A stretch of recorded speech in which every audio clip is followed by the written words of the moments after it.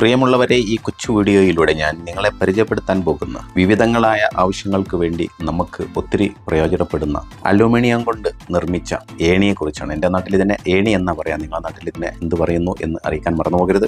എൻ്റെ ഗ്രാമങ്ങളിൽ ഇങ്ങനെയുള്ള ഏണി സാധാരണയാണ്. മുൻകാലങ്ങളിൽ മുട കൊണ്ടായിരുന്നു ഏണിയായിട്ട് ഉപയോഗിച്ചിരുന്നത്, പിന്നീട് അത് ഇരുമ്പിലേക്ക് മാറി. ഇപ്പോൾ അലുമിനിയത്തിൻ്റെ ഒരു സംഭവം കണ്ടപ്പോൾ എനിക്കത് മനസ്സിലായെന്ന് വെച്ചാൽ തിരും വെയിറ്റിൽ ആർക്കും വളരെ ഈസിയായിട്ട് ഉപയോഗപ്പെടുത്താൻ സാധിക്കും എന്നുള്ള. ഇരുമ്പിൻ്റെ ഏണിയാകുമ്പോൾ മുളയുടെ ഏണിയാകുമ്പോൾ നല്ല വെയിറ്റാണ്. എന്തായാലും എൻ്റെ ഉദ്ദേശം എൻ്റെ വീട്ടുവളപ്പിൽ നിന്നൊരു കരിക്ക് പറിച്ചെടുക്കുക എന്നുള്ളതാണ്. കരിക്ക് പരിക്കേൽക്കാതെ ഉപയോഗിക്കേണ്ടതുണ്ട്. കാരണം നമ്മുടെ തോട്ടി എന്നൊക്കെ പറയുന്ന വടിയിൽ കമ്പ് കെട്ടി വലിക്കുന്നതിൻ്റെ ഒക്കെ ഒരു പ്രശ്നം എന്താണെന്ന് വെച്ചാൽ താഴെ വീഴുമ്പോൾ പൊട്ടിപ്പോകും. എന്നാലും ഇപ്പോൾ നിങ്ങൾ കണ്ടുകൊണ്ടിരിക്കുന്ന എൻ്റെ നാട്ടിൽ ധാരാളം വെറ്റില കൃഷിയുണ്ട്, കഴിഞ്ഞിലും കൂട്ടക്കൊടിയിലും ഒക്കെ ആയിട്ട്. എന്നാലും അത് പറിക്കാൻ വേണ്ടിയും ഇത് ഉപയോഗപ്പെടുത്താറുണ്ട്. ഇതെൻ്റെ ഒരു സുഹൃത്തും കൂടെയാണ്, അദ്ദേഹം വെറ്റില നുള്ളുക എന്നാണ് പറയുക. എന്തായാലും അതിന് ഉപയോഗപ്പെടുത്തുന്നത് ഇരുമ്പ് കൊണ്ടുള്ള ഏണിയാണ്. ഇതിൻ്റെ പ്രശ്നം എന്താണെന്ന് വെച്ചാൽ ഇത് ഒരുമാതിരിക്കാരെ കൊണ്ടൊന്നും അത് കൊണ്ടു നടക്കാൻ സാധിക്കില്ല എന്നുള്ളതാണ്. അതിൻ്റെ ഒരു എക്സ്പീരിയൻസ് ഇല്ലാത്ത ആളുകൾ കൊണ്ട് സാധിക്കില്ല. മുൻകാലങ്ങളിൽ ഈ ഗ്രാമത്തിലെ മുഖ്യ വരുമാന മാർഗമായിരുന്നു വെറ്റില കൃഷി.